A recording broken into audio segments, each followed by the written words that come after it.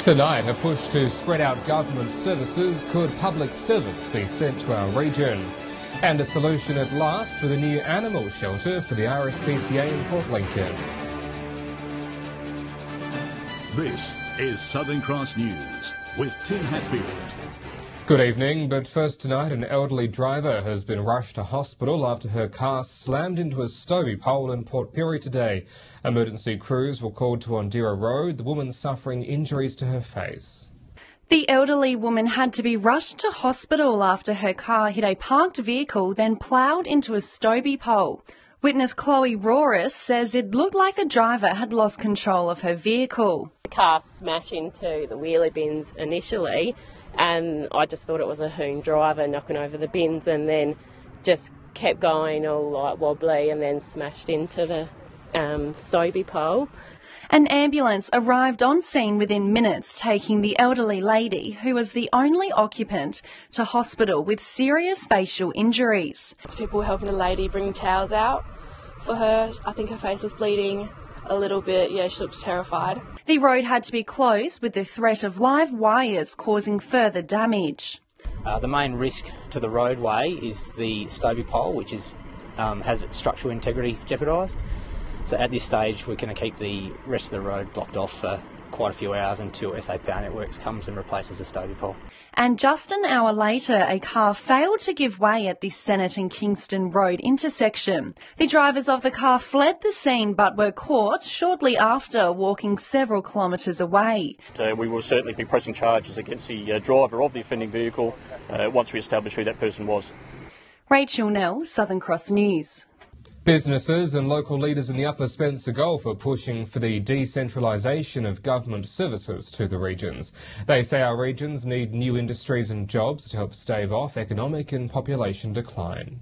While Port Augusta and Port Pirie have been put through the economic ringer recently, but as a new dawn approaches, the area is targeting a decentralisation of the public sector as a job creator. Decentralisation has a very successful history of actually helping regional communities be sustainable and bounce back from economic downturn. It means the families come here, we increase our population and we change our economic base. A federal parliamentary inquiry on the impact of decentralisation is currently seeking submissions on the issue. Spencer Gulf Cities has questioned how government organisations with rural objectives can make good decisions from Adelaide and Canberra. They're actually living and breathing what it is they're actually involved in every day, as opposed to being quite insular and stuck behind four walls of Canberra or Adelaide. Mr Hayes says decision-making from city officers on rural issues can sideline locals and their views. We don't see the decision-making, we can't see the appropriate consultation, and therefore we miss out. Recently, the Pesticides Authority moved its headquarters from Canberra to country New South Wales. It's been a mixed result, with a number of staff resigning rather than following the job, and those who did move found a lack of infrastructure on arrival. Mayor Johnson, however, says for every one person who refuses to leave the city, there's another in the country ready to work. There's people in the country that would like a successful long-term career in the public service, and they should be just as entitled to a career in the public service. John Hunt, Southern Cross News. A new animal care centre will be established in Port Lincoln with modern dog kennels and state-of-the-art cat enclosures. The new shelter will feature adoption services, education programs and a foster care network supported by volunteers. It's been a contentious issue for some time, but now the RSPCA has a new home in Port Lincoln. It's going to be a hub for what we're calling the Port Lincoln Community Network with expanded volunteers. Today it announced new animal accommodation and an adoption centre to be built on Windsor Avenue. The state-of-the-art facilities providing widespread animal welfare. The animals can be adopted out of Port Lincoln, with most of the other animals being transported around to Adelaide faster so that they get adopted faster. The current RSPCA shelter in Happy Valley has been a thorn to nearby residents. Noise complaints and development issues triggering extensive dispute. The council welcoming the new facilities and services to the region. Coming back with a model that's going to work and do the things that need to be done for the animal shelter, the rehousing, the education of the community. Just great news. Education will play a vital role with the new facility. The RSPCA will teach animal welfare programs in local schools, a first of its kind. We're actually hoping to set up models here of community engagement that will really act as the pilot for our operations in other rural centres in South Australia. Mayor Green says he hopes the community will embrace the new vision. I'm sure that the RSPCA will find a lot of friends in Port Lincoln, a lot of support for what they're doing. Jason Kemp, Southern Cross News. The New South Wales Labor Party says it will explore all avenues to get answers for Murray-Darling communities like Broken Hill regarding the recent water theft scandal. The opposition attempted to have the state government release documents related to the water theft allegations, but the move was blocked by the coalition. A push for transparency shot down. We tried to use the special powers of the upper house to order the government to hand over key documents related to the water theft crisis. These are the same documents that they were happy to share with a select group of northern irrigators. The coalition government stopped the Legislative Council ordering the release of the key documents in State Parliament yesterday. These included investigations by the now disbanded Strategic Investigations Unit, secretly commissioned legal advice about New South Wales quitting the Murray-Darling Basin Plan, and reports related to illegal modifications of Crown land. We want to compel the government to have to give reasons for why they made the choice that they did. But my message to them is simple. If it was okay to share these with northern irrigators, it's okay to share it with the Parliament. The opposition was back in Parliament today, debating the government's decision to block the release of the documents. Mr Mookie is also attacking the state government's investigation into the water theft allegations, saying he is deeply critical of its ability to find the truth. The review cannot put a single witness under oath and cannot order the production of documents.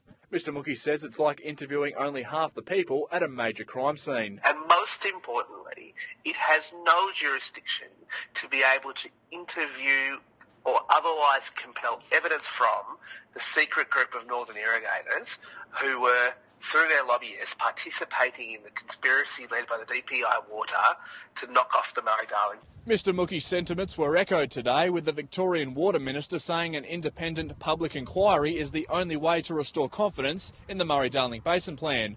Meanwhile, in Canberra today, South Australia's federal Liberal MPs voted against Labor's push for a judicial inquiry into the water theft on the Murray.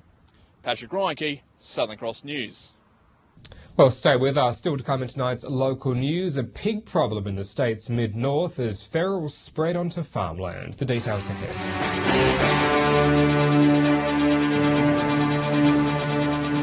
Welcome back. Port Pirie Council has gone over budget on the CBD upgrade. Plenty of locals were unhappy, calling for a new approach towards capital works projects. Council has spent $500,000 over the original budget for the CBD upgrade. Unanticipated construction issues are believed to be the cause of the overspent money, with Council not including room for error in the budget. There's a number of issues that push the project over. Once we started getting into the digging of the ground, there was issues with stormwater. There was issues we actually found a couple of old cellars that had to be filled. There was issues around the SA water component that needed to be adjusted, and the contractors for that company had to come in and do work on that. But local businesses which have been affected by the work say poor planning is the cause of the additional cost, calling for further research before the construction phase begins. Maybe looked into it a little bit more, we wouldn't be in the position we're in now with being $500,000 over budget, and you just got to wonder where that extra money is going to come from to make up that budget. In the end, it is ratepayers' money, and we're responsible to the ratepayers for being as efficient and as financially good managers as we possibly can on the way we spend their money. Council says there won't be a rate increase in the next financial plan, but that means because Council overspent on the CBD upgrade, it will need to take money from another project to pay back the $500,000. Rachel Nell, Southern Cross News. Wild pigs are causing troubles for farmers in the state's mid-north. The wild animals have been breaking into farmyards, posing a threat to the health of livestock and spreading their poor genetics by breeding. The larger pigs have also been killing lambs and destroying vegetation. There's been the odd sighting of boars around Carrison, but over at Kaltawi, a farmer caught and shot a wild pig in a nearby quarry earlier this week. The origin of the pigs is unknown, and in the past there have been reports of deliberate releases. Under the Natural Resources Management Act, it's an offence to knowingly release a declared pest in South Australia with a hefty fine of $100,000. Members of the public are being urged to contact their local Natural Resources team if they spot any wild pigs. The co-founder of the Cathy Freeman Foundation is travelling around Australia in a vintage car in the name of education for Indigenous kids. He's raised over $120,000 for the cause so far, stopping off in Port Augusta today. Driving around the country in a 1923 presentation Vauxhall, Andrew Cannon doesn't just hope to bring attention to the car. He's on a 2-month journey to raise $150 for education scholarships for Indigenous kids. We've got 1,600 kids on scholarships now from nothing, and we employ 20 people full-time running the foundation, so it's something that's part of my life. Starting work in Palm Island, the foundation has seen incredible results, keeping kids in school. When we started, it was 23% occupancy rate. Now it's over 90%, so those issues have been attended to, just like I would with my own kids. And it's been successful. It's really good to see some of the good news in the Indigenous space. Now in the Foundation's 10th year, Andrew decided to get on the road, starting in Melbourne before heading through Murray Bridge to Port Augusta. Looking forward to the next 10 years, you do need to introduce new people, and we've done that with some of the sponsors we've got on board for this event. Bringing his brother-in-law for safety. You need another pair of eyes always to be watching with the old cars of what's happening on the roadside and warning each other of what's going on. So it's quite important to have someone else with you. You have to stay attentive because it's an old car, and there's no room for error because we're not. These cars don't have airbags or safety belts or anything. You're pretty exposed. The pair's next stop is Woomera. Amelia Simpson, Southern Cross News. Well, stay with us. When we return after the break, teeing off for a day on the green for Golf Week in Port Augusta. We'll head along next.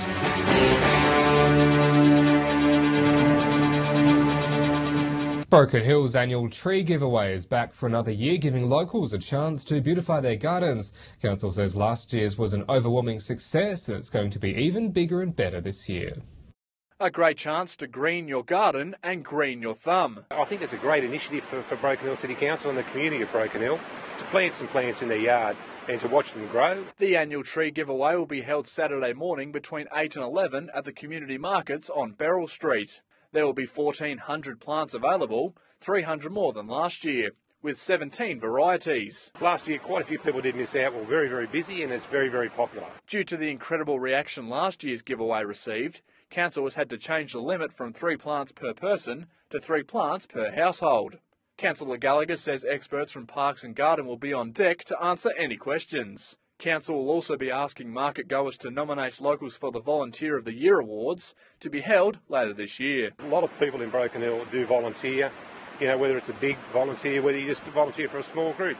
It's about time that the community recognise our volunteers and also the council to recognise the great asset and the contribution those people do for our great city. Patrick Roinke, Southern Cross News. One of the most popular events on the South Australian golf calendar, Port Augusta's Golf Week, is in full swing. With local golfers and those from interstate, players will take part in over 900 games over a week on the course. Keen competitors at the Port Augusta Golf Week have come from all parts of the country for a week on the course. It's a huge event.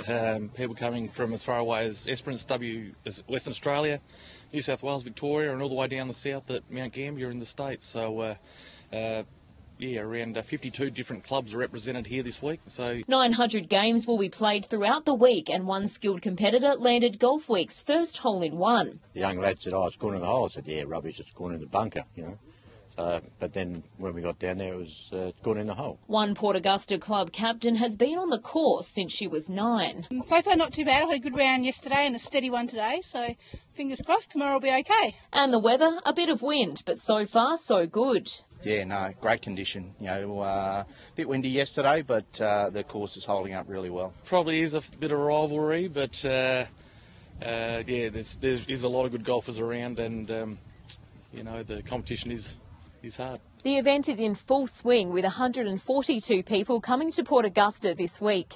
Getting into the spirit of Golf Week, even I'm trying my hand at the clubs. Easy. Amelia Simpson, Southern Cross News. Oh, what a pro. Well, time to see what's biting out on the Gulf waters. Here's this week's fishing tips.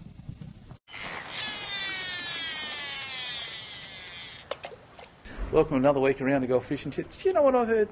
The snapper again. Like, what? Where are they coming from? But I'll tell you where they are coming from. If you want to look out a little bit further by Checker Buoy, there's a few bigger wrecks out there. Snapper are there as well. So we've also had those snook that we keep reporting, so don't forget to have a track at those babies. And the squid, I don't think they've buttoned off all this winter. They're really giving us a good run. So over the last couple of days, there's a few guys that have got out and they've found some good squid in numbers. Now, the King George whiting, you still need to go to Eastern Shoal or over to the Horseshoe and you'll get your feed. G'day and welcome to this week's fishing tips from Port Augusta, Jewel North.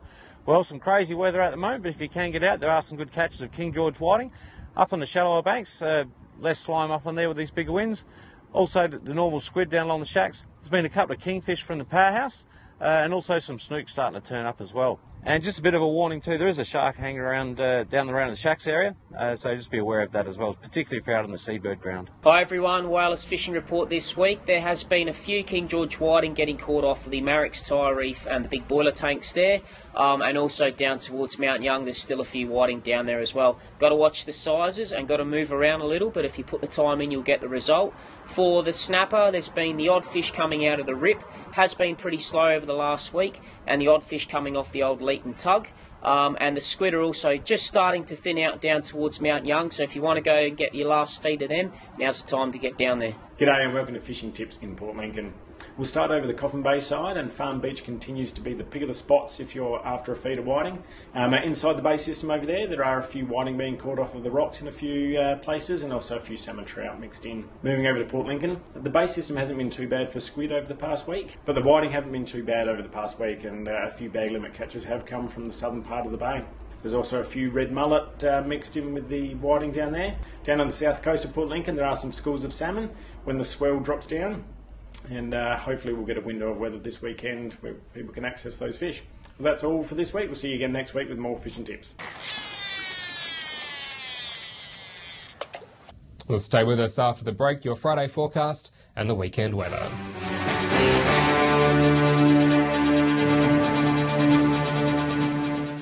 Welcome back. Turning to the weather now, a fine one today with 23 the top in Port Augusta and 22 in Whyalla, 20 the top for Port Pirie today. A bit unsettled about Port Lincoln on 18 degrees with a windy 23 in Broken Hill. On the national satellite image, a cloud band moving across has generated a bit of rain, but it's heading east with clear skies in its wake. Out on the waters, the winds to 20 knots to the west, the seas to 2 metres and mainly southwesterly. Sunrise at 4 minutes past 7 tomorrow morning. So looking at how your Friday is shaping up, a sunny day for Port Augusta with 19 degrees, Whyalla 18 and Port Pirie fine on 17. Showers for Port Lincoln and also 17. Broken Hill also 17, but sunny. And then into the weekend, mainly sunny skies across the board. 19 for Port Lincoln on Saturday, then 22 on Sunday. Cleve with 20 and then 24 for the weekend, Woodner 22 and then up to 27 on Sunday. Whyalla 21 to kick it all off and then 25 degrees to wrap it all up. Port Augusta 22 and then a fine 26, Kadina 18 and then 21. Port Pirie fine and 19 for Saturday, then 23 degrees on Sunday. Clare 16 then 20 and in Broken Hill a sunny 19 for Saturday and then a sunny 23 on Sunday. And that is your local news for this Thursday evening. Don't forget you can stay up to date with us on Facebook and on Twitter, and you can also get in touch with us by dropping us an email. We'll see you back here tomorrow night from 6:30. I'm Tim Hatfield from the team here at Southern Cross News. Have a good evening. Good night.